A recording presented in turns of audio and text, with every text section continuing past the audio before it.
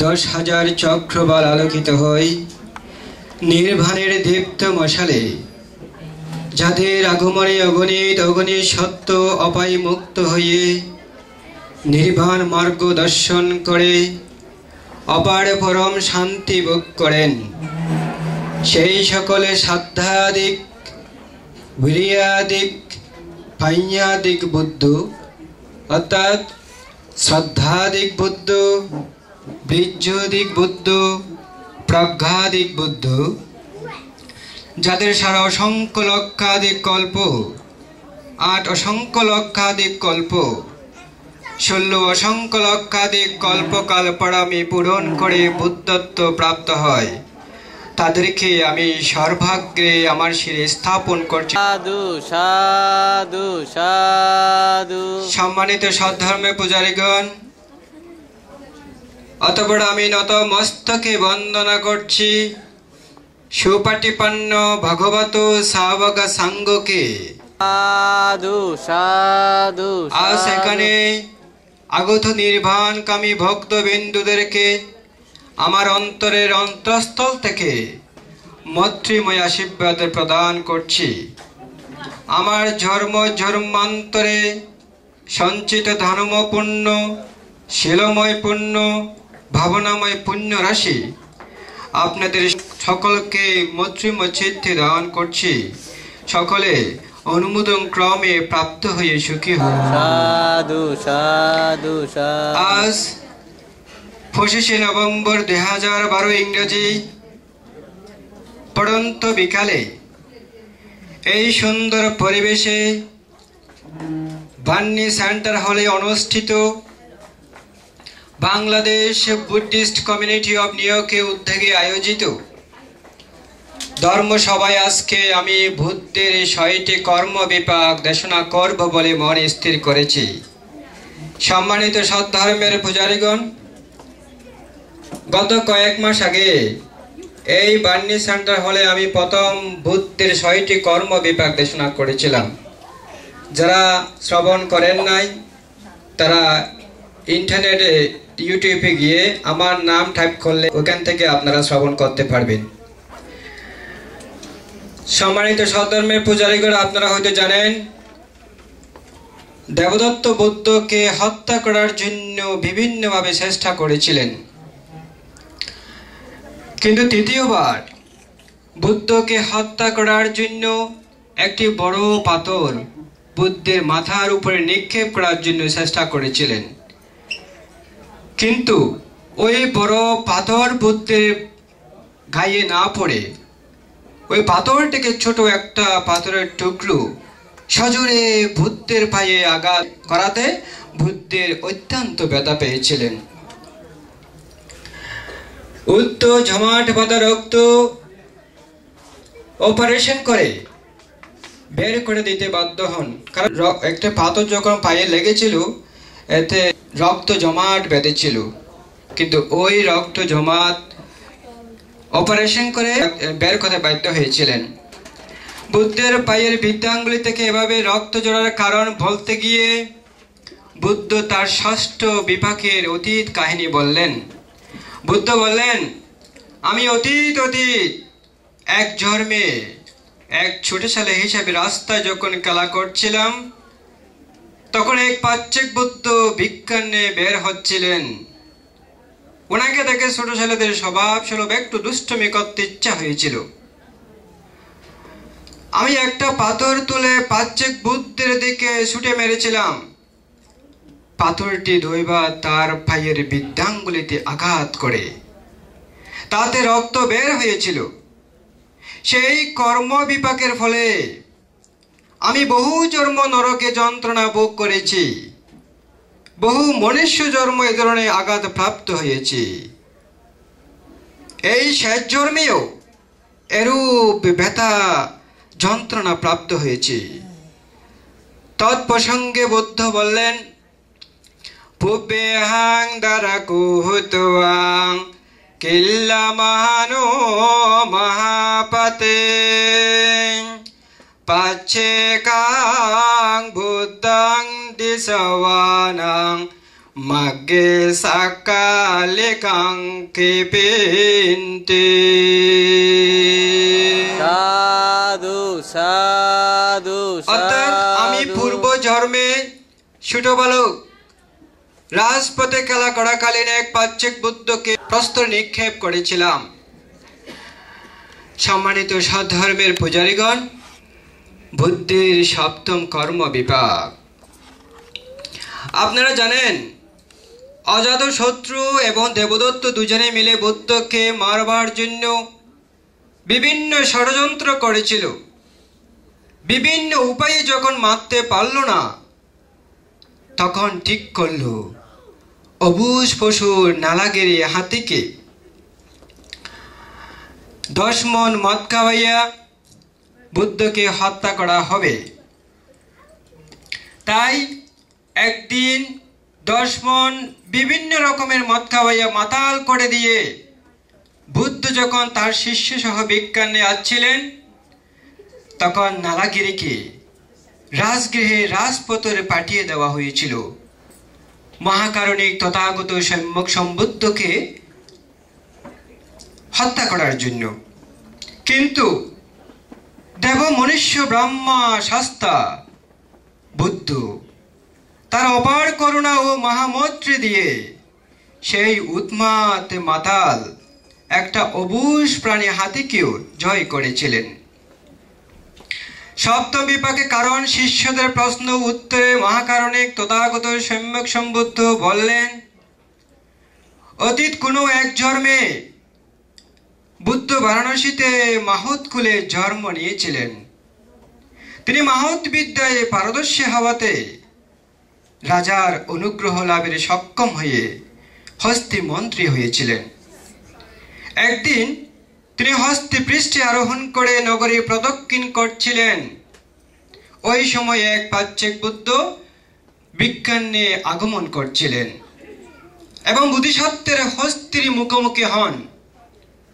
এতে বুদ্ধিসত্ত্ব ক্রুদ্ধ হয়ে চিৎকার করে বললেন, হে মুন্ডিত ভিক্ষু, সরে যাও, নতবা হাতি দিয়ে মারব। মৃত্যুঞ্জয়ী অরহৎ পাচ্ছেক বুদ্ধ এতে ভীত হলেন না। তিনি ধীর পদক্ষেপে গমন করতে লাগলেন। তা দেখে বুদ্ধিসত্ত্ব অত্যন্ত রাগস্বরে, তুমি আমাকে অসম্মান করেছ, তোমাকে হস্তি দ্বারা মারছি বলে হস্তিকে আক্রমণের জন্য চালিত করলেন। পাচ্ছেক বুদ্ধ হৃত্যিযানে চড়ে আকাশ মার্গে উত্থিত হয়ে গেলেন, কিন্তু তার পরনের চিবর অকস্মাৎ পিছনে মাটিতে পড়ে যায়। বুদ্ধিসত্ত্ব তার হস্তি দ্বারা ওই চিবর কানিকে দলিত মতিত করেন। বুদ্ধ এই প্রসঙ্গে বললেন, তেনা কাম্মা বিপাকেনা দান্তু নালাগে রেঙ্গাজো গিরিবাজে পুরাবারে দারানো সমাপগমিতে।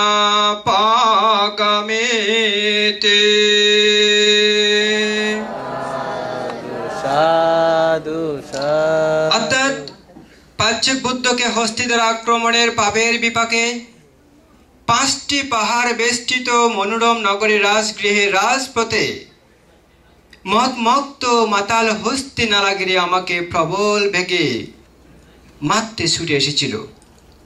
সম্মানিত সধর্মের পূজারীগণ, বুদ্ধের অষ্টম কর্ম বিপাক।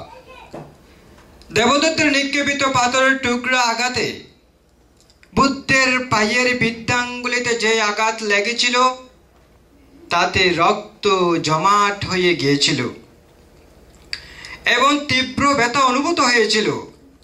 পাপের ফল দেখুন। শেষ পর্যন্ত বুদ্ধের চিকিৎসক জীবককে ডেকে অপারেশন করতে হয়েছিল, ছুরি দিয়ে কাটতে হয়েছিল, বুদ্ধকে আরো ব্যথা পেতে হয়েছিল। বুদ্ধ বললেন, জীবক কর্তৃক এভাবে অপারেশনের মুখোমুখি হতে হওয়ার পাপটা হলো এই, অতীত এক জন্মে আমি রাজা হয়েছিলাম, অসতের কুসংসর্গে আমি সর্বদা মধ্য সুরাপানে আমোদ প্রমোদে মত্ত থাকতাম। আমি একদিন নেশা করে জ্ঞানহীন হয়েছিলাম।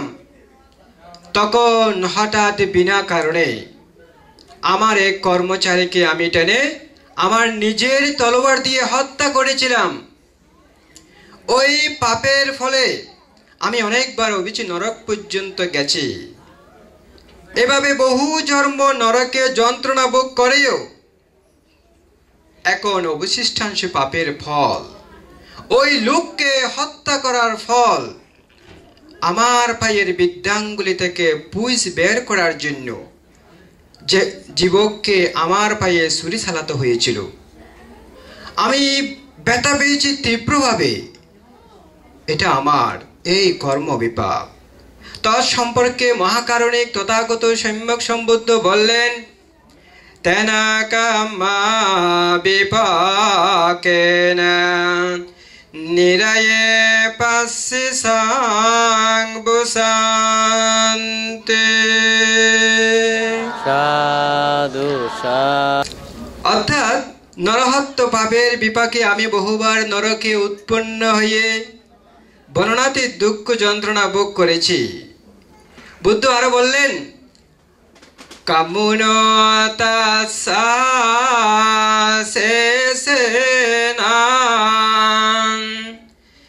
ইদানি সাকালাং সমান পদে সাবিং পাকাপেসিং নাহি কাহাম্মাং বিনাশাতে। সাধু সাধু সাধু। অর্থাৎ বহু জন্মে নরকে উৎপন্ন হয়েও উত্তর নরহত্যা পাপের ফল নিঃশেষিত হয় নাই, তার অবশিষ্টাংশ বিপাক। আমি বুদ্ধ হয়েও জমাট বাঁধা রক্ত ও যন্ত্রণা থেকে মুক্ত হওয়ার জন্য চিকিৎসক যুবক দ্বারা বৃদ্ধাঙ্গুলিতে ছুরি চালাতে হয়েছিল। সম্মানিত সধর্মের পূজারীগণ, বুদ্ধের নবম কর্ম বিপাক। বুদ্ধ নাকি মাঝে মাঝে মাথায় বেদনা অনুভব করতেন। ভীষণ শির বেদনা ওনার হতো। বুদ্ধ বললেন যে শির ব্যথা হওয়ার কারণে আমি অতীত কোনো এক জন্মে জেলেদের ঘরে জন্ম নিয়েছিলাম। আমার মাতা পিতা ছিল মৎস্যজীবী। তারা মাছ ধরে বিক্রি করে জীবিকা নির্বাহ করতেন। একদিন জালে একটি বড় মৎস্য ধরা পড়ে। বড় বড় জেলেরা মিলে মাছটাকে ধরার জন্য মাছের মাথায় সজোরে আঘাত করতে থাকে যতক্ষণ মাছটা না মরে। মাছের মাথায় আঘাত করার দৃশ্য দেখে আমিও সবার মতন উল্লাসিত হয়েছিলাম। তির্যক প্রাণী মাছকে মারার দৃশ্য দেখে তা সমর্থন করার পাপের বিপাকে আমি অপায় নরকেও উৎপন্ন হয়ে দুঃখ ভোগ করেছি। মানব জন্ম লাভ করেও বহু জন্ম মাথা ব্যথা শির ব্যথা রোগে কষ্ট পেয়েছি। এমনকি শেষ জন্মে বুদ্ধ হয়েও ওই পাপের অবশিষ্টাংশ আমি শির পীড়া কষ্ট ভোগ করে নির্বাণকামী উপস্থিত উপাসক উপাসিকাগণ, এগুলো আপনাদেরকে জাতক শোনার জন্য শোনাচ্ছি না, এগুলো থেকে শিক্ষা নেওয়ার জন্য, জ্ঞান ও সংবেগ জাগ্রত করার জন্য বলছি। অন্যর করা অকুশল কর্মকে সমর্থন করাও যে মহাপাপ হয় তা নিশ্চয়ই এবার উপলব্ধি করেছেন। একদিন আমার মাতা পিতা নদী থেকে অনেক মাছ ধরে আনলেন। ধরে এনে মাছগুলোকে রান্না করার জন্য মাথায় আঘাত করতে করতে শিরের মধ্যে রশির মধ্যে বাঁধলেন। কিভাবে? 1 সের 2 সের এরকম করে করে। আমি তখন ছোট ছেলে ছিলাম। মা বাপের এরকম ভাবে মাছকে মাথায় আঘাত করার দৃশ্য দেখে আমি খুব আনন্দ পাচ্ছিলাম। আহা ওহো, মা জানে বাবা জানে, এভাবে হাঁটছিলাম। এভাবে আমার মা বাবা কর্তৃক মাছকে মাথায় আঘাত করার দৃশ্য, আমি যে আনন্দ হাঁটছিলাম, এই পাপের ফলে আমার এই শির ব্যথা। সম্মানিত সদ্ধর্মের পূজারীগণ, বুদ্ধির দশম কর্ম বিপাক। বুদ্ধ দ্বাদশ বর্ষা বেরঞ্জ নামক প্রদেশে বেরঞ্জ ব্রাহ্মণের নিমন্ত্রণে বর্ষাবাস যাপন করছিলেন। ওই সময় মার দেবতার প্রভাবে বেরঞ্জ প্রদেশে জনসাধারণ, এমনকি বেরঞ্জ ব্রাহ্মণ নিজেও বুদ্ধকে স্বয়ং দান করতে ভুলে গিয়েছিলেন। বিজ্ঞানে বের হলে খালি সাবাইক হাতে করে ভিক্ষুগণ ফিরে আসতেন। এক মুঠো এক চামচ স্বয়ং কেহ দান করত না। তখন সেবক আনন্দ বুদ্ধের জন্য যে কোনো খাবার অন্বেষণ করতে করতে অশ্ব ব্যবসায়ীদের নিকট থেকে অশ্ব খাদ্য জব ভিক্ষা করে এনে নিজের হাতে ডেকিতে সাটাই ও পরিষ্কার করে পরিশেষে বুদ্ধকে রান্না করে স্বয়ং পরিবেশন করেন। বুদ্ধ উত্তর শক্ত ও 7 জব স্বয়ং বাধ্য হয়ে ভোজন করেছিলেন। এভাবে বর্ষাবাস 3 মাস ব্যাপী বুদ্ধ ও ভিক্ষু সংঘগণ সুষম খাদ্যের অভাবে ভীষণ কষ্ট ভোগ করেছিলেন, অতীত কর্ম বিভাগের কারণে। সেই অতীত কর্ম হলো এই, বুদ্ধ বললেন,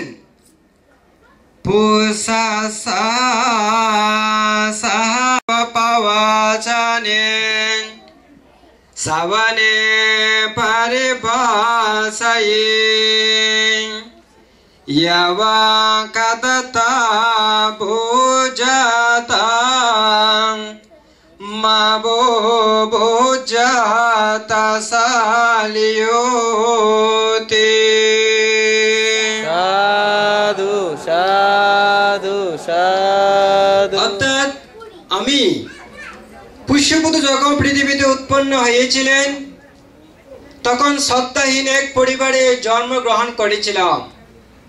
দান দক্ষিণা নিজেরা করতাম না, অন্যদের করতে দেখে নিন্দা করতাম।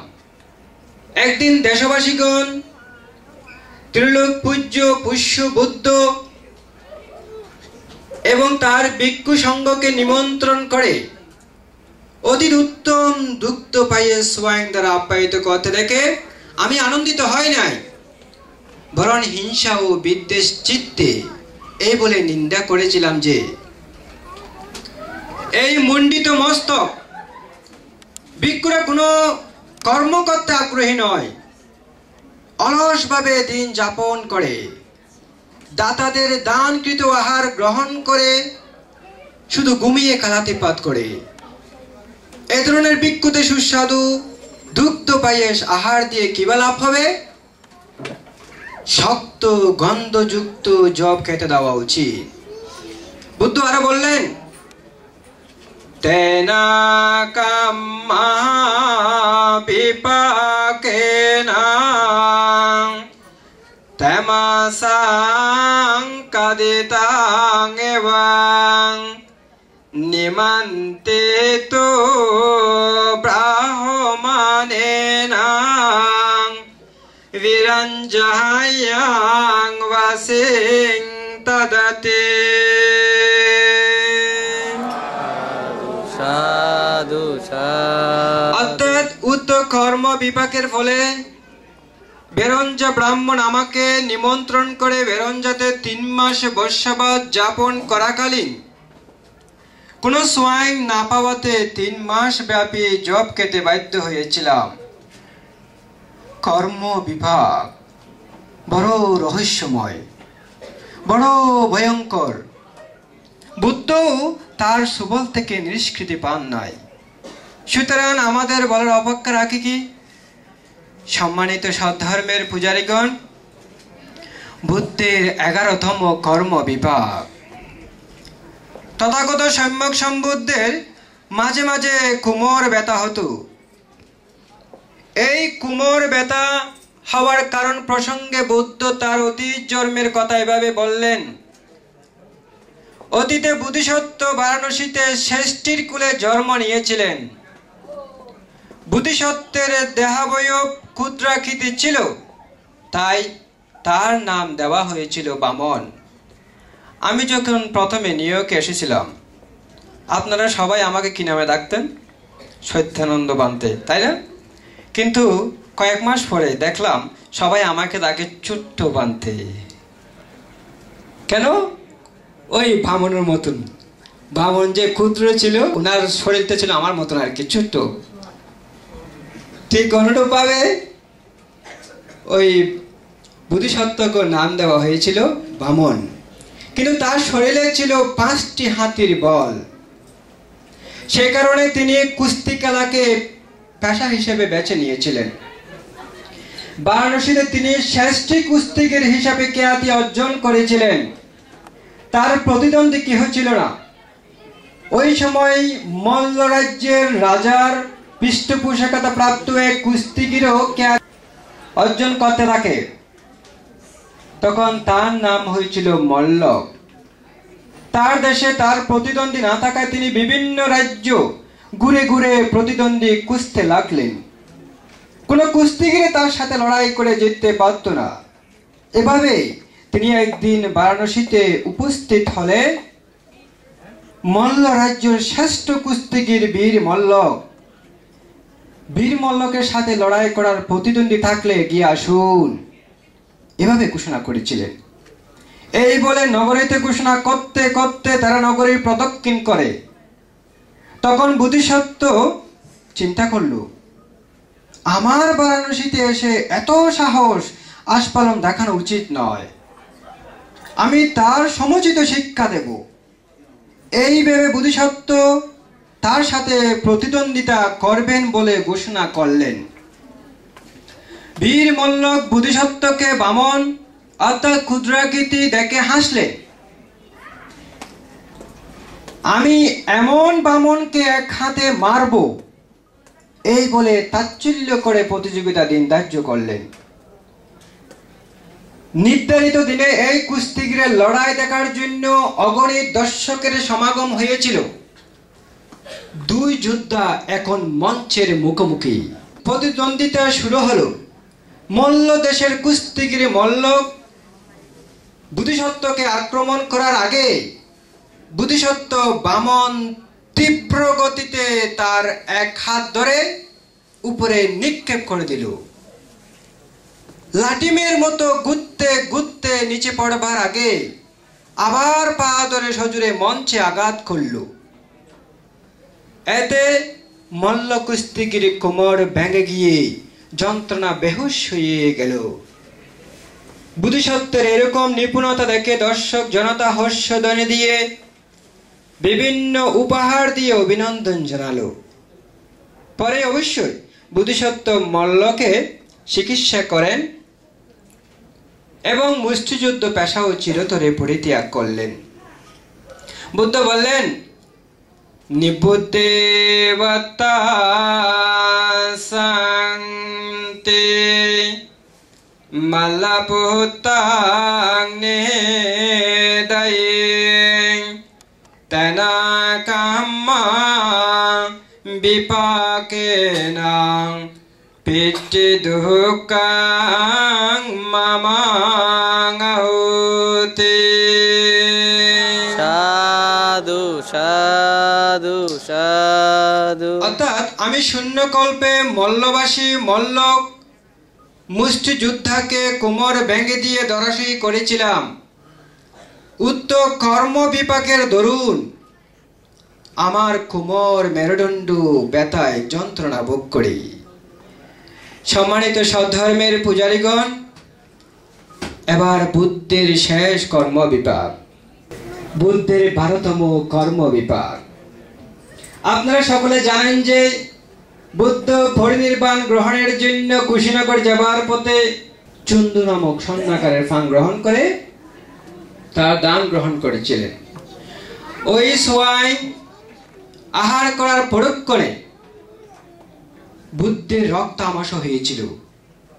বুদ্ধের 10টি হস্তির সমান বল ছিল, অথচ ঘন ঘন রক্ত আমাশা হওয়ায় তিনি এত দুর্বল হয়ে পড়েছিলেন যে বারবার বিশ্রাম নিয়েও সবার শক্তি হারিয়ে ফেলেছিলেন।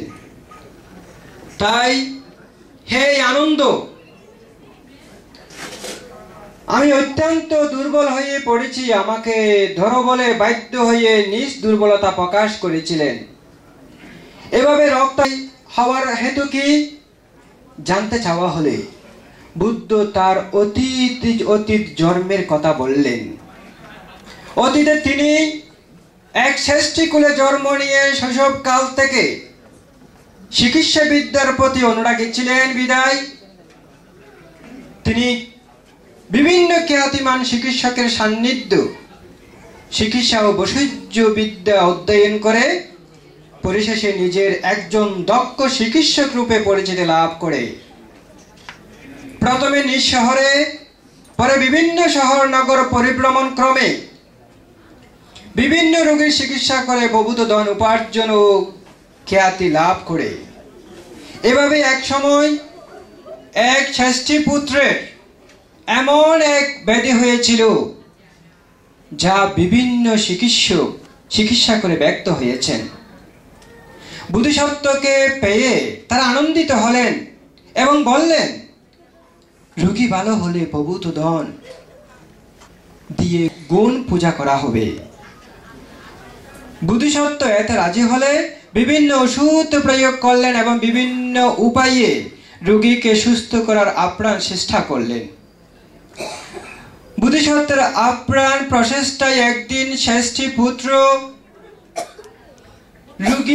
রোগ মুক্ত হন।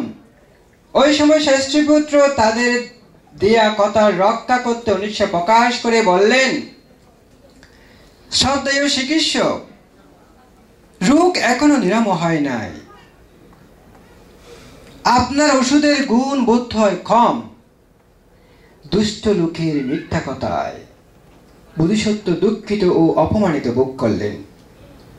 তাই উচিত শিক্ষা দিব ভেবে বললেন, বন্ধু, রোগ নির্মূল ওষুধ দেওয়া হয় নাই,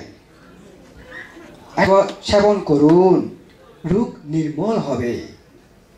এই বলে তিনি রক্ত আমাশয় ওষুধ দিলেন। এতে ষষ্ঠী পুত্রের রক্ত আমাশয় হয় এবং এভাবে মারা যায়। বুদ্ধ বললেন, ভিক্ষুগণ, এই কর্ম বিপাকে আমি বহু দীর্ঘকাল নরকে যন্ত্রণা ভোগ করেছি। মনুষ্য লোকে জন্ম নিয়েও বহু জন্ম রক্ত আমাশয় রোগে পৃথিবীর মায়া ত্যাগ করতে বাধ্য হয়েছি। এই অন্তিম জন্মেও এই ধরনের যন্ত্রণা ভোগ করছি। এ প্রসঙ্গে মহাকারণিক তথাগত সম্যক সম্বুদ্ধ বললেন, চিকিৎসা কো আহাং আসিম ষষ্ঠী পুত্রাং বিরসায়িং তেনা কাম্মা বিপাকেনা হতে পাকাত্তিকাং মামাতে। সাধু সাধু সাধু। অর্থাৎ পূর্বে আমি চিকিৎসক হয়েছিলাম, ওই সময়ে আমি বুদ্ধিসত্ত্ব মিথ্যাবাদী ষষ্ঠী পুত্রকে রক্ত আমাশয় ওষুধ সেবনে হত্যা করেছিলাম। এই কর্ম বিপাকে এই অন্তিম জন্মেও আমার রক্ত আমাশয় হয়েছে, আমি অসহ্য যন্ত্রণা ভোগ করেছি। সুতরাং হে ভিক্ষুগণ, তোমরা বিন্দু পরিমাণ বালকণা পরিমাণও পাপ করিও না, বুদ্ধ উপদেশ দিয়ে গেছেন। তাই আমাদেরকেও বুদ্ধের উপদেশ মতো বিন্দু পরিমাণও পাপ কাজ করতে ভয় পেতে হবে। পাপ কোনোদিন আপনাকে ক্ষমা করবে না। এখন মানুষ হয়েছেন বলে মনে করবেন না আমি বারবার মানুষ হয়ে পুণ্য কর্ম করে পাপটাকে ছাপা দিয়ে রাখতে পারবো। সম্মানিত সদ্ধর্মের পূজারীগণ, ব্রহ্মলোক থেকে সুই নিক্ষেপের একটি উপমা বলি। দুর্লভ মনুষ্য জন্ম লাভ করেছেন, জন্ম জন্মান্তর মানুষ হবেন বলে আপনি নিজেকে মনে করবেন না। বুদ্ধ তাই উদাহরণ দিয়েছিলেন, পৃথিবীর বুকে একটি সুই দাঁড় করিয়ে রেখে তাকে এক নিত্য ব্রহ্মলোক থেকে অন্য একটি সুই নিক্ষেপ করলে আঘাত করা সম্ভব হবে? প্রত্যুত্তরে আনন্দ বললেন, বুদ্ধ, অসম্ভব। কোথায় এক নিত্য ব্রহ্মলোক আর কোথায় এখানে পৃথিবী? কোথায় রাখবে সুইটা বলা যায় না, আঘাত করবে এটা কল্পনাতীত। বুদ্ধ বললেন, দৈবাত সেটাও একে অন্যের মাথায় আঘাত করতে পারে। তার চেয়েও আরো বেশি অচিন্তনীয় পৃথিবীতে মানুষ হয়ে জন্ম নেওয়া। সম্মানিত সদ্ধর্মের পূজারীগণ, তাহলে এখন দেখুন, সবাই ওই ছবির দিকে নজর রাখেন। এখন এই পৃথিবীতে জন্মগ্রহণ করার পরে আমরা যদি অকুশল কর্ম করি তাদের কি পরিণতি হয়, কয়েকটি ছবি দেখে আপনারা বুঝতে পারবেন কর্ম থেকে কেউ রক্ষা পায় না। এই ছবিটি দেখতে খুব বিশ্রী দেখাচ্ছে না, কিন্তু মহিলাটি মনে হয় অতীতে একসময় সুন্দর ছিল। অতীতের কর্ম বিপাক, অতীত কর্ম থেকে রক্ষা পান নাই। এই ছবিটি দেখুন, ছোট্ট একটি বেবি শিশু, তিনি মনে হয় অবশ্যই মানুষের মাথায় আঘাত করেছিল, যার দরুন আজকে তার এই পরিণতি, তাই না? আপনারা ধর্ম শ্রবণ করেছেন, বুদ্ধের একটি ত্রিলক্ষণ আছে, অনিত্য, দুঃখ, অনাত্মা। যেই লোকটি আপনারা দেখতে পাচ্ছেন, উনি একসময় আমাদের মতন সুন্দর ছিল, কিন্তু মহাকারণে তথাগত সম্যক সম্বুদ্ধ বলেছিলেন আমাদের এই শরীর অনিত্য। অনিত্য বলতে দুঃখময়, তাই না? এখন পরবর্তী ছবি দেখুন, তার কি পরিণতি। অতীতে অনেক অকুশল কর্ম করেছিল, সেই কর্ম বিপাক থেকে তিনি রক্ষা পান নাই। সম্মানিত সদ্ধর্মের পূজারীগণ, এই ছবিটি দেখে আপনারা বুঝতে পারবেন তিনি অতীত জন্মে মনে হয় কোনো লোকের হাত পা দুটি কেটে নিয়েছিল, কিন্তু পুণ্যের ফলে তিনি মনুষ্যলোকে জন্মগ্রহণ করেছিলেন। এই পুণ্যের ফলে মনুষ্যলোকে জন্ম হওয়ার পরেও কিন্তু তার দুর্দশা। ঠিক অনুরূপভাবে এই শিশুটিও একই দশা, কিন্তু এরপরেও তিনি লিখতে পারে। আজকে এই ছেলেটি বিশেষ করে থাইল্যান্ড থেকে, ওনার দুইটি হাত নেই কিন্তু দুটি পা আছে, পা দিয়ে প্লেট পরিষ্কার করতে পারে, তাই না? অতি জন্মে দুটি ছেলের হাত কেটে নিয়েছিল বিদায়। সুন্দর একটা বেবি, ছোট্ট শিশু, অনেক পুণ্যবান, দেখতে খুব সুন্দর লাগছে। এখন সর্বশেষ ছবি, অত্যন্ত একজন সুখী মানুষ, সুখী শিশু। বুদ্ধে বলেছিলেন নিব্বানাং পরমাং সুখাং, নির্বাণ দর্শন করার জন্য এই শিশুটি চেষ্টা করছে। ঠিক অনুরূপভাবে আমাদেরও নির্বাণ দর্শন করতে হবে এই শিশুর ছবিকে দেখে, তাই না? সুতরাং আমি আর আমার ধর্মদর্শন দীর্ঘায়িত করব না। আজকে আপনারা এখানে সকলে উপস্থিত হয়ে ত্রিশরণ গ্রহণ করে প্রাণশীল গ্রহণ করার পুণ্যর ফলে বুদ্ধের মুখ নিঃসৃত বাণী শ্রবণের পুণ্যের ফলে, ধর্মদেশনার গ্রহণের পুণ্যের ফলে, 28 বুদ্ধের পূজা গ্রহণের পুণ্য রাশির ফলে এবং আমার ধর্ম ধর্মান্তরে ধনম পুণ্য শীলম পুণ্য ভাবনাময় পুণ্য রাশি আপনাদের সকলের উদ্দেশ্যে মৈত্রীম চিত্তে দান করছি। আপনারা সকলে আমার সঞ্চিত পুণ্য রাশি গ্রহণ করে 3 বার সাধুবাদ দিয়ে অনুমোদন প্রদান করো। সাধু সাধু সাধু। সম্মানিত সৎধর্মের পূজারীগণ, আজকে আপনারা অনেক অনেক পুণ্য সঞ্চয় করেছেন। এখন সেই পুণ্য দান করতে হবে না? পানি নিয়েছেন? অনেক পুণ্য আপনারা নিয়োগে থেকে যে পুণ্য সঞ্চয় করলেন আজকে, এই পুণ্য সঞ্চয় কিন্তু কয় হবে না। আমার মতন একজন ছোট ব্যক্তির কাছ থেকে আজকে ত্রিচেতনা নিয়ে আপনারা ধর্ম শ্রবণ করেছেন, সেজন্য আপনাদেরকে আমি প্রশংসা করব। আপনারা অনেক পুণ্যবান, অনেক পুণ্য আছে আপনাদের। তাহলে সেই পুণ্য আমরা এখন দান করব। এই পুণ্যদান হচ্ছে অত্যন্ত গুরুত্বপূর্ণ। যাদের উদ্দেশ্যে আপনারা এই অনুষ্ঠান আয়োজন করেছেন, সেই পুণ্যদান যদি ভালোভাবে করতে না পারেন তাহলে পুণ্য হয়ে যাবে অপুণ্য। আপনারা আমার সাথে হাতে বলেন, আপনারা জল নিয়েছেন?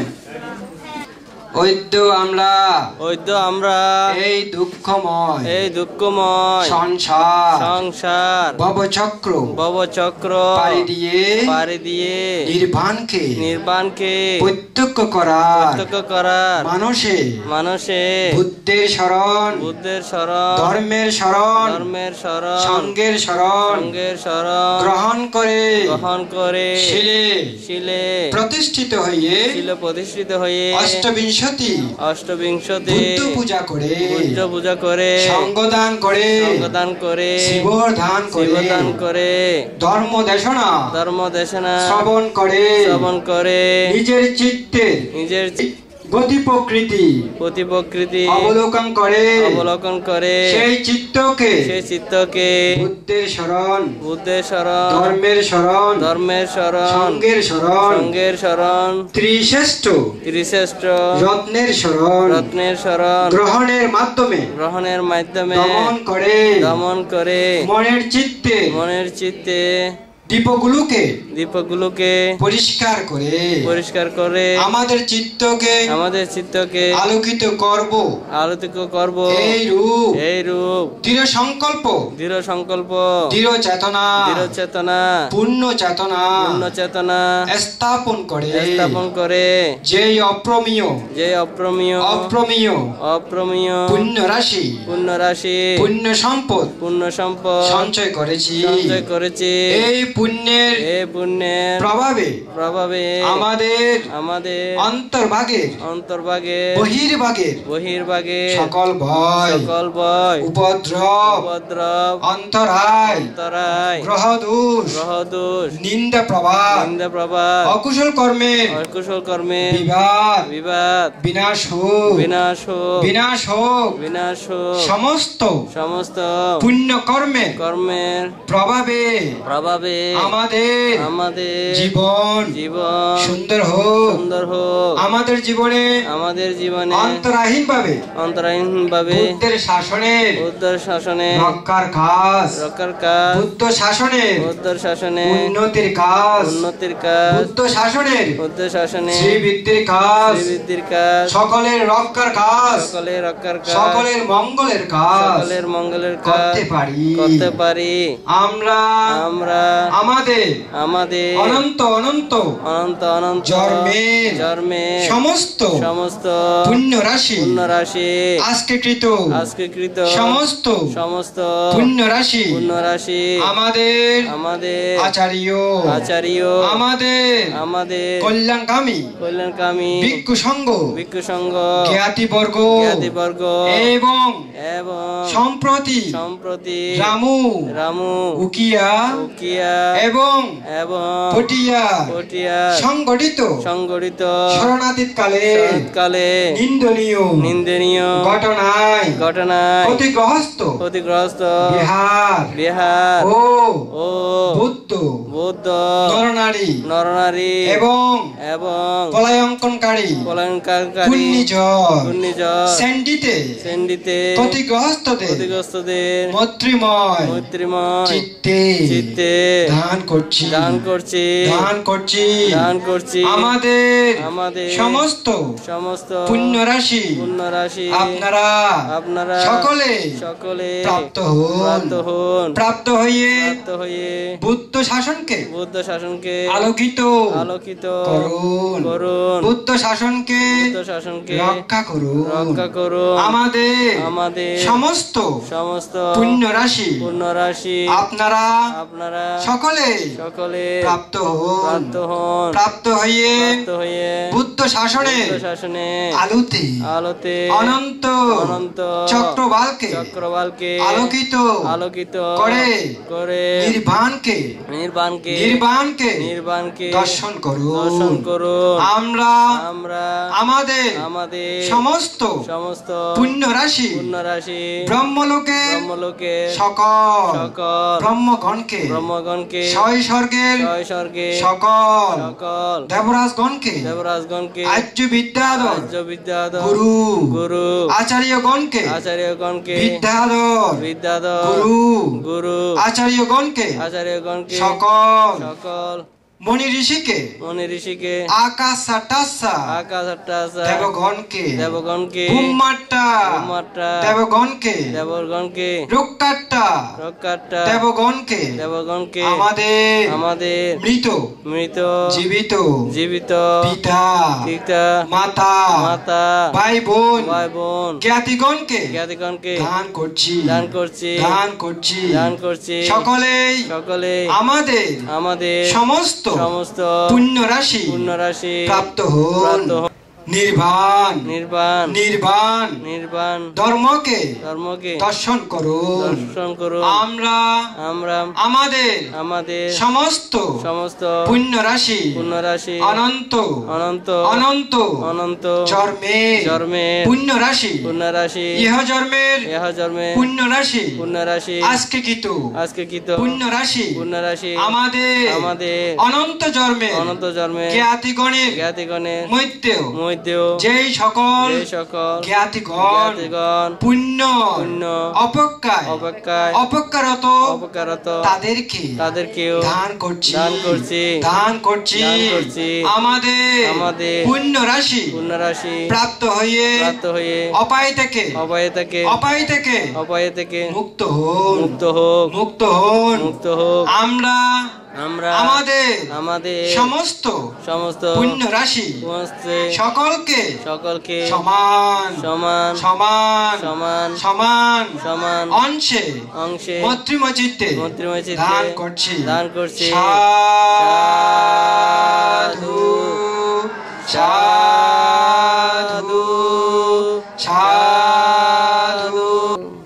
সম্মানিত সদ্ধর্মের পূজারীগণ, আপনারা আজকে অনেক অনেক অনেক পুণ্য সঞ্চয় করেছেন। এখন বুদ্ধ শাসনের দিকে হওয়ার জন্য আপনারা সকলে আমার সাথে হাতে বলুন, বুদ্ধ শাসনাং শিরাং টিটাটু বুদ্ধ শাসনাং